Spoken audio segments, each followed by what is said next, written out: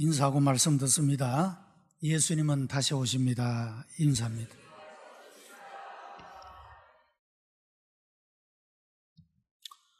오늘은 대림절, 대강절, 영어로는 어드벤트라고 불려지는 주일입니다.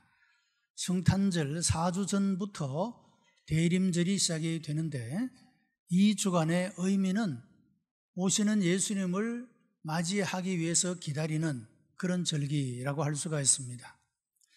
예수님은 이미 인간의 몸을 입고 이 땅에 오셨고 그 초림, 처음으로 인간의 몸을 입고 이 땅에 오신 예수님은 모든 사람들을 구원하기 위하여 오셨습니다. 그리고 우리가 기다리는 다시 오시는 주님은 이 세상을 심판하시기 위하여 다시 오신다라고 말씀을 합니다. 오늘 대림절 첫째 주일을 맞이해서 역사 속에 오신 그 예수님을 내 마음속에 구주로 영접하고 믿음으로 여러분에게 구원의 놀라운 은혜가 임하게 되기를 바랍니다. 이미 구원을 받은 사람들은 다시 오시는 그 주님 또한 우리가 영접할 수 있어야 합니다. 심판을 받지 아니하고 심판에 들어가는 사람이 아니라 다시 오시는 주님을 영접하는 모든 사람들은 주님의 나라에서, 하나님의 나라에서 그 영원한 영광을 누리게 될 것이기 때문에 이런 다시 오시는 주님을 또한 맞이할 수 있는 복된 여러분들이 다 되시기를 주님의 이름으로 축복합니다. 디모데전서 2장 4절에 보면 하나님은 모든 사람이 구원받기를 원하신다, 그렇게 말씀을 했습니다. 한 사람도 멸망받지 않고 다 구원받기를 원하신다라고 말합니다. 그러나 이 세상 속에는 또 너무도 많은 사람들이 믿지 아니하므로 이 구원에 이르지 못하는 안타까운 모습을 보게 됩니다. 우리는 모두가 다 하나님의 선택함을 받은 하나님의 자녀들입니다. 그런데 하나님이 모든 사람이 다 구원받기를 원하시지만 그러나 믿지 않고 구원받지 못한 사람이 있는 것과 마찬가지로 하나님은 하나님의 자녀로 선택을 받은 우리들이 다 하나님의 나라와 영광을 위하여 쓰임을 받는 일꾼이 되기를 원하시지만 그러나 또 많은 사람들은 하나님께 쓰임받는 일꾼이 되지 못하고 여전히 구경꾼으로 살아가는 그런 사람들이 있는 것을 볼 수가 있습니다. 오늘 이 말씀을 통하여 우리 모든 성도들이 하나님의 자녀로 선택함을 받은 은혜에 감사할 뿐만 아니라 주님이 나를 쓰시고자 나를 부르실 때 아멘으로 응답하여 우리 모두가 또한 주님께 쓰임받는 사람으로 세워지게 되기를 주님의 이름으로 축복합니다. 평범한 사람이 가지는 행복 가운데 하나는 내가 어디에 있든지 무엇을 하든지 내가 쓸모 있는 사람, 필요 있는 사람이 된다고 하는 것이 큰 행복에 속할 것입니다. 하나님께서 이와 같이 우리가 부족하고 연약함에도 불구하고 하나님은 이 시대 속에서 우리를 부르시고 우리를 통하여 하나님의 나라와 영광을 위하여 쓰시겠다고 말씀하시니 그 하나님의 부르심이 얼마나 감사한 일인지 모르는 것입니다. 우리가 비록 부족하고 평범하지만 그래도 다른 사람에게 필요한 존재이고 꼭 있어야 할 존재임을 자각하며 산다는 것, 이것이 얼마나 영광스러운 일이 아니겠습니까? 하물며 하나님이 나를 필요로 하셔서 부르시고 세우시고 쓰신다고 하는 이 일은 그 어떤 것보다도 영광스러운 일이라고 말할 수가 있는 것입니다. 오늘의 말씀에는 시대 속에서 하나님의 부르심을 받고 하나님께 쓰임을 받은 한 사람이 이야기되고 있습니다. 그 사람은 바로 온니엘이라고 하는 그런 사사였습니다. 사사는 군사와 정치를 총괄하는 지도자입니다. 그리고 항구적인 직위가 아니라 임시적으로 그때 필요한 지도자로 세움을 받은 사람이었습니다. 사사 온니엘이 살던 시대의 이스라엘 백성들은 여호와 하나님 앞에 큰 악을 행하게 됩니다. 이 일로 말미암아 하나님께서 진노하시고 메소포타미아 왕 구산 리사다임에게 8년 동안이나 억압의 고통을 받게 되어졌습니다. 그들이 이런 고통 속에서 하나님을 향하여 부르짖게 되었고, 하나님께서 그 부르짖음을 응답하여 사사를 세우게 되고, 그 부르심을 받은 사사가 온니엘이라고 하는 것입니다. 나라가 위기에 처하고 백성들이 고통을 당하는 어려운 시기에 지도자로 부름을 받은 온니엘이 어떤 사람이었기에 이와 같이 하나님께서 그 시대에 하나님이 쓰시는 사람이 될 수가 있었는가를 묵상해 보면서, 오늘 이 시대를 살아가는 우리들도 하나님이 이 나라와 민족을 위하여, 이 시대를 위하여 또한 우리를 부르시고 쓰시기를 원하시는데, 우리 모두가 하나님 앞에 응답할 수 있게 되기를 바랍니다. 사사 온니엘은 먼저 순종의 사람이었기 때문에 하나님께서 그를 이스라엘 백성을 구원하는 그런 도구로 쓰셨다고 하는 것입니다. 본문 3장 9절 말씀에 이스라엘 자손이 여호와께 부르짖음에 여호와께서 그들을 위하여 한 구원자를 세워 구원하게 하시니 그는 곧 갈렙의 아우 그나스의 아들 온니엘이라고 말씀했습니다. 성경에서 보통 사람들을 소개할 때는 누구의 아들이라고 이렇게 소개를 합니다. 그런데 오늘 본문에서는 좀 특별한 소개를 하고 있다는 것입니다. 그것은 갈렙의 아우 그나스의 아들이라고 이렇게 소개하고 있다는 것입니다. 여러분, 이스라엘 백성들이 출애굽한 이후에 가나안 땅을 정복하고 가나안 땅에 들어갈 때 지도자는 여호수아였고, 특별히 여호수아와 갈렙은 가나안 땅을 정탐할 때 긍정적인 보고를 하였고, 믿음으로 이 땅을 취하자라고 말했던 믿음의 용사들이었습니다. 가나안 땅 정복에 있어서 여호수아와 갈렙은 잊을 수 없는 역사적으로 유명한 인물이었습니다. 그래서 이 온니엘을 소개할 때 갈렙의 동생 온니엘이라고 그렇게 소개를 하게 되었다라고 하는 것입니다. 사람들은 모두가 다 갈렙이 어떤 사람인지, 얼마만큼 하나님의 나라와 하나님의 뜻을 위하여 아름답게 쓰임을 받았던 사람인지에 대해서 그 이스라엘 백성들은 너무도 잘 알고 있었습니다. 온니엘은 누군지 몰랐습니다. 그러나 갈렙의 아우라고 하니까 사람들이 이제 그를 알아볼 수 있게 되었다고 하는 것이죠. 여러분, 먼저 이 갈렙이라고 하는 사람은 어떤 사람이었나 하면, 성경이 갈렙을 소개할 때마다 강조하는 그 특징 가운데 하나는 갈렙은 온전히 여호와를 순종했다, 그런 특징적인 단어로서 갈렙을 소개하고 있는 것을 발견하게 됩니다. 온니엘은 이 갈렙과의 관계 속에서 이와 같이 갈렙의 동생으로 그나스의 아들로 뿐만 아니라 그는 피를 나눈 형제이면서 동시에 전투에서 사선을 넘어가며 함께 싸웠던 동지였으며, 이 갈렙과 더불어 생활하면서 그 형이 소유했던 삶의 목적과 가치를 공유하며 살아갔던 그런 사람이었다고 하는 것입니다.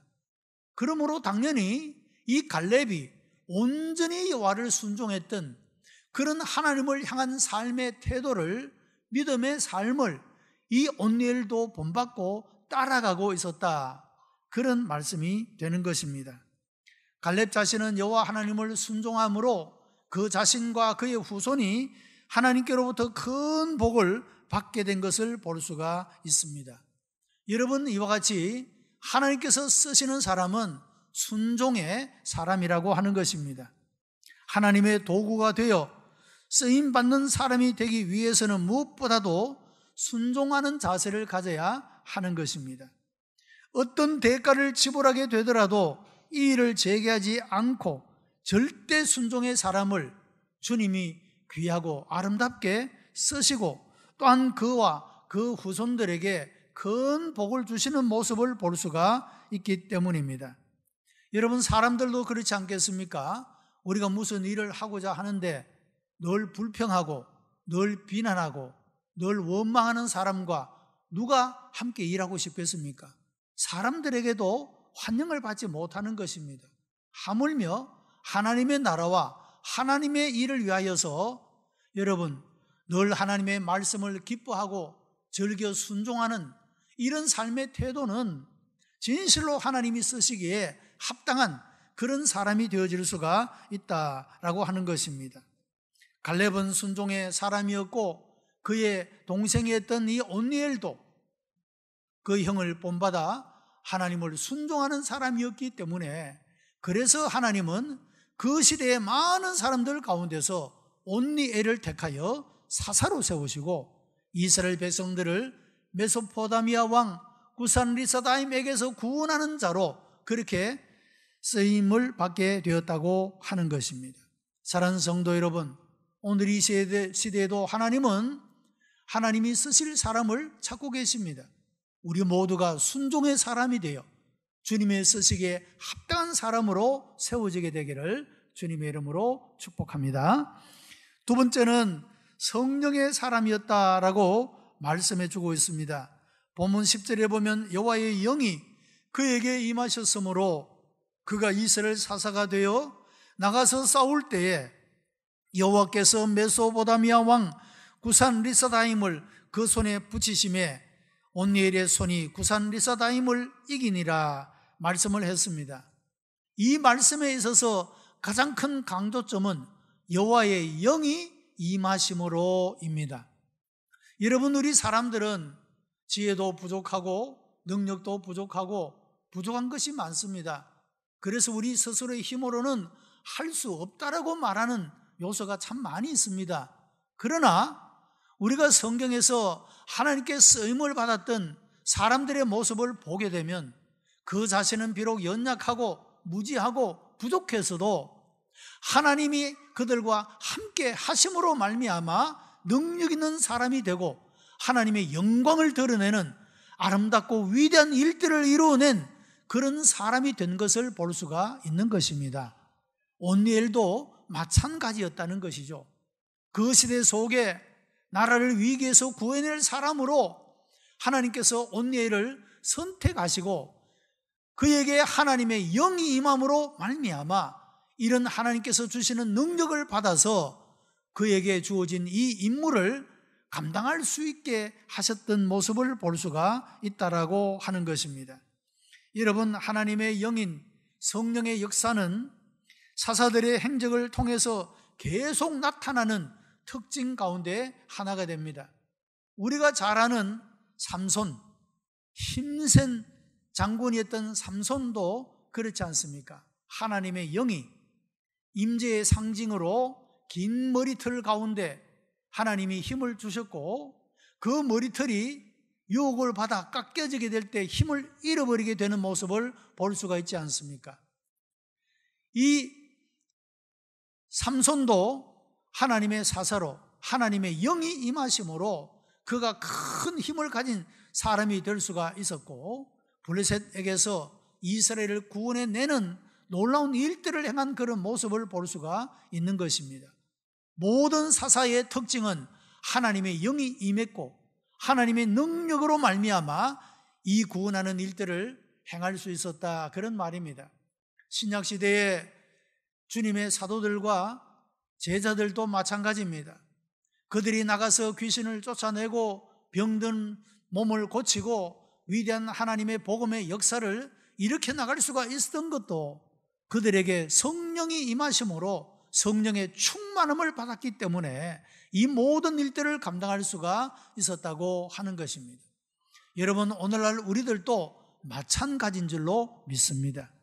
하나님이 우리에게 직분을 주시고 우리에게 직임을 주실 때 어떤 분들은 늘 해오던 것이기 때문에 그렇게 별로 두렵지 않고 직임을 맡을 수 있으나 어떤 분은 이제 처음 이 일을 맡게 되는 분도 있지 않겠습니까?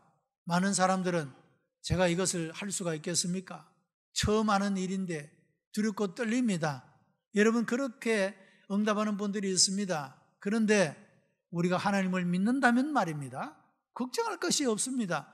왜냐하면 하나님이 나에게 어떤 책임을 맡겨주실 때는 그 일을 감당할 능력도 주시기 때문입니다. 그 능력 속에는 경제도 포함하고 건강도 포함되고 지혜도 포함되고 나를 도울 사람도 포함되고 있다는 것입니다. 하나님이 나를 택하여 하나님의 일을 위하여 쓰시는 도구가 되기를 원하시고 그 하나님의 부르심에 아멘으로 응답하며 나가는 자에게는 하나님이 그 일을 감당할 필요한 모든 것들 채워주심을 믿습니다. 여러분, 이제 우리가 한 해를 정리하고 지난 한 해 동안에 하나님 주신 은혜를 감사하고 우리가 또 새로운 한 해를 다짐하고 결심하면서 준비하는 기간입니다. 우리 교회는 여러 부서와 기관에 여러 봉사처에 많은 이들을 필요로 하고 있습니다. 하나님의 부르심입니다. 하나님은 여러분 모두를 다 하나님이 쓰시는 사람이 되기를 원하십니다. 여러분 모두가 기쁨과 즐거움으로 자원하는 마음으로 이 일에 함께 참여해 주시기를 바랍니다. 우리가 하나님께 쓰임을 받는 사람이 된다는 것, 이것이 얼마나 영광스러운 일인지 모르는 것입니다.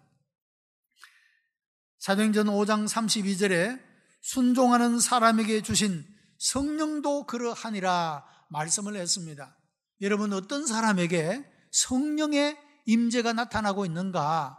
하나님의 부르심에 순종하는 사람, 하나님의 말씀에 순종하는 사람에게 성령이 나타난다라고 말씀하고 있는 것입니다. 우리 모두가 다 하나님 말씀에 순종함으로 성령의 충만함을 받아 성령님의 그 능력을 힘입어 우리에게 주신 모든 일들을 기쁨으로 즐거움으로 감당할 수 있는 복된 성도가 되시기를 바랍니다.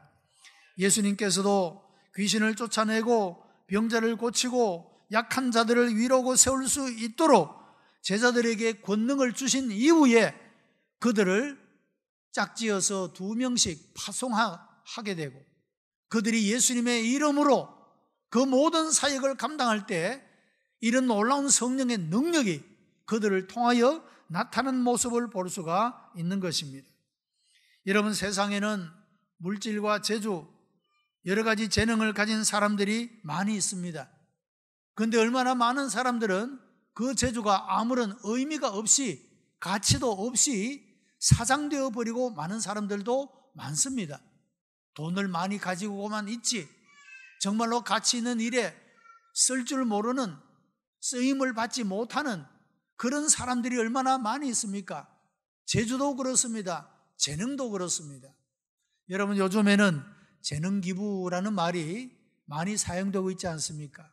내가 무언가 어떤 재능을 가지고 있는데 그것을 여러분 누군가를 위해서, 그 재능을 갖지 못한 사람을 위해서 섬기고 봉사하면 그 일을 통해서 다른 많은 사람들에게 유익을 주고 기쁨을 줄 수가 있습니다. 덕을 끼칠 수가 있습니다. 그런데 내가 재주를 가졌다고 교만하고 자랑만 하고 그것을 가지고 사용하지 않는다면, 아무데도 쓰임을 받지 않는다면 그것은 무가치한 것이 되어져 버리고 마는 것입니다. 여러분, 우리의 모든 삶이 의미 있고 가치 있는 삶으로 쓰임받게 되기를 바랍니다. 내가 가진 것이 많든지 적든지, 그것이 강하든지 약하든지 간에 여러분 하나님의 손에 붙잡힌 바 되게 되고 하나님의 기뻐하시는 뜻을 위하여 들어지게 될 때 그것은 의미 있는 것이 되고 가치가 있는 것이 되어질 수가 있다라고 하는 것입니다. 우리 모두가 다 하나님께 드림이 되어져서 하나님이 쓰시는 사람이 되므로 우리의 삶이 의미 있는 삶, 가치 있는 삶, 보람 있는 삶의 열매가 가득하게 되기를 주님의 이름으로 축복합니다.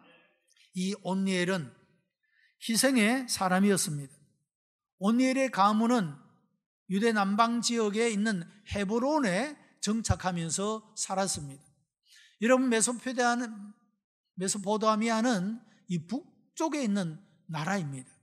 그러니까 지금 남쪽에 거주하고 있는 온니엘은 사실은 편안하게 안주할 수가 있었습니다. 북쪽에서 좀 난리를 쳐도 남쪽은 안정된 곳이었습니다. 그런데 구태여 이 나라가 위기를 만났다고 하나님이 자원자를 부르실 때 온니엘이 구태여 자원에서 나설 이유가 없었다, 그런 말이죠. 그런데 이 온니엘은 희생하기로 결심을 합니다.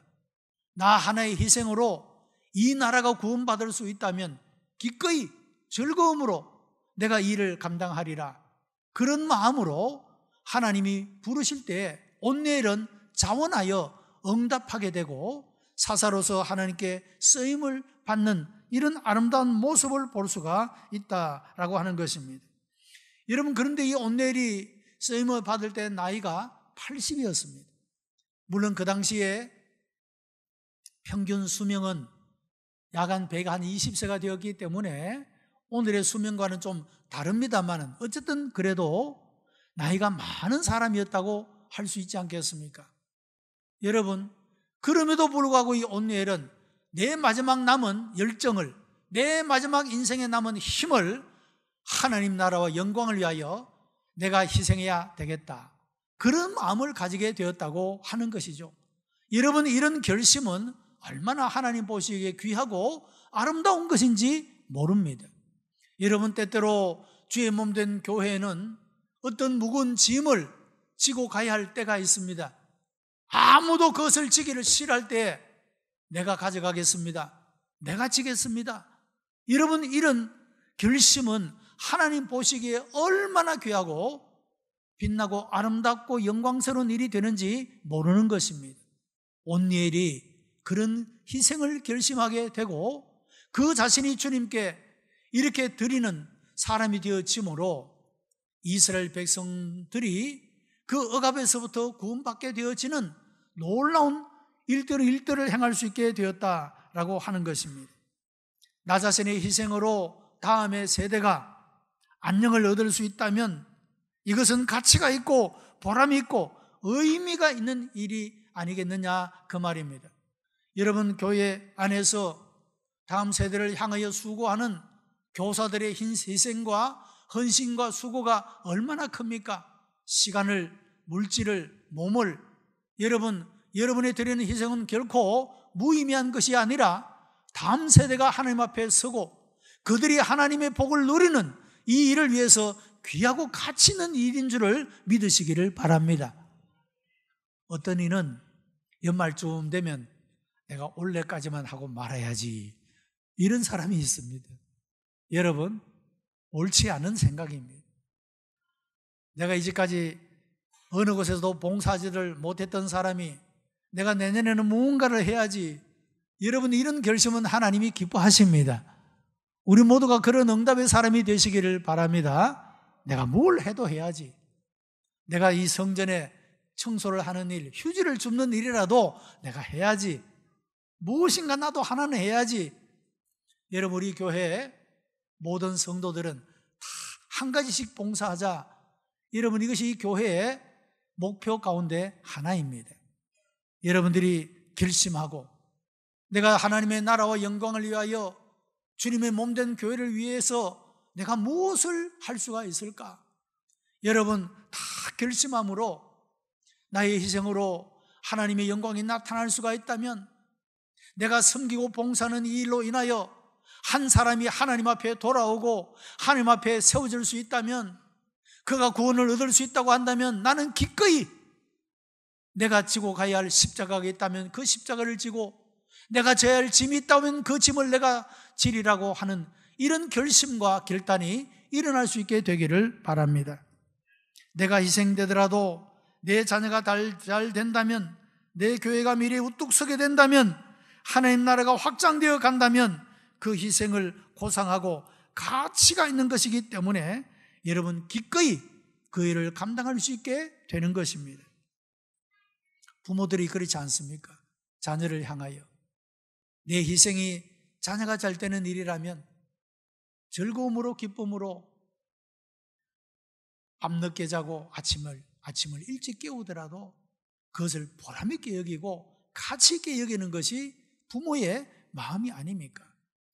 여러분, 우리가 하나님의 나라와 영광을 위하여 다음의 세대를 위하여 내가 섬기고 봉사하고 내가 주님께 드리는 이 모든 것들이 그들을 위한 것이 되어질 수 있다면 내가 감당하겠습니다. 내가 기꺼이 이 짐을 지겠습니다. 여러분, 이런 믿음의 고백을 얼마나 하나님이 기뻐하실까요? 여러분, 이런 온니엘에게 하나님은 그 자신에게 복을 주셨고, 그리고 그의 자녀와 후손들에게 큰 복을 주신 모습을 볼 수가 있습니다. 온니엘이 순종의 사람으로, 성령의 사람으로, 이와 같이 희생의 사람으로, 하나님 앞에 응답함으로 쓰임받는 사람이 되었고, 그의 희생을 통하여 이 온니엘이 다스리는 40년 동안에 이스라엘에 평화가 있었더라고 말씀하고 있습니다.